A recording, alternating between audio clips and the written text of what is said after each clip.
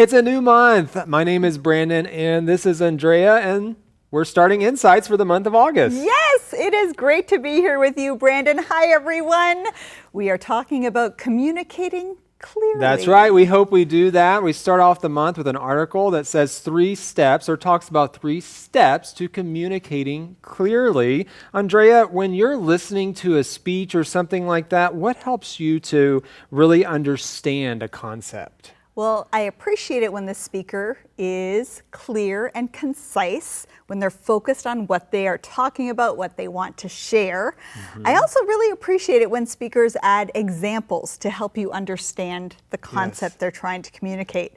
I always like it when they add examples from their own experience that fit into the topic, or just examples that clarify what they're trying to communicate. I love stories. Sometimes I'm at church and the pastor is speaking and then they go into a story, and in my mind I'm like, oh great, it's story time, right? Because I enjoy those examples, but sometimes people can get carried away with their examples too, right? Yes, right. So it is important that those stories or the examples that are shared end up tying back to the topic to make that topic or whatever they're trying to communicate clear. Well, is there a tip from the article that you would like to expand on, Andrea? Well, again, we've been talking a lot about being clear and concise. I think keeping your topic simple in a way that's engaging with your audience. I like how the article talked about getting to know your audience, taking time to research who you'll be talking to, and that right away will give you that place to start from and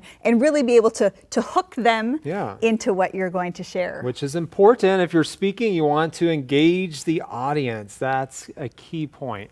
All right, Andrea, our last question for this segment. What additional advice would you like to give regarding communicating clearly? Maybe it's something from the article. Maybe it's just something else that you would like to share. Well, I guess I talked a little bit about keeping it simple, and there's something I like to think about, KISS.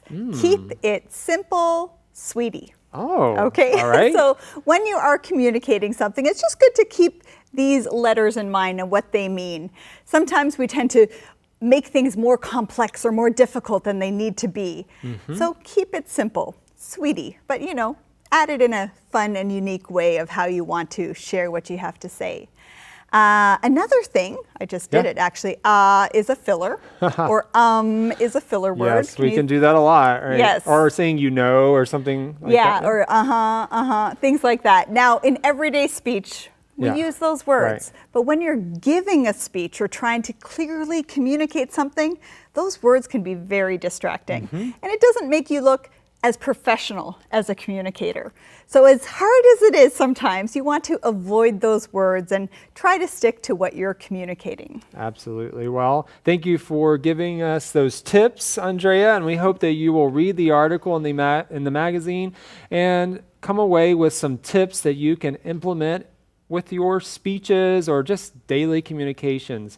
And so check out the article and join us for all of the rest of our insights this month.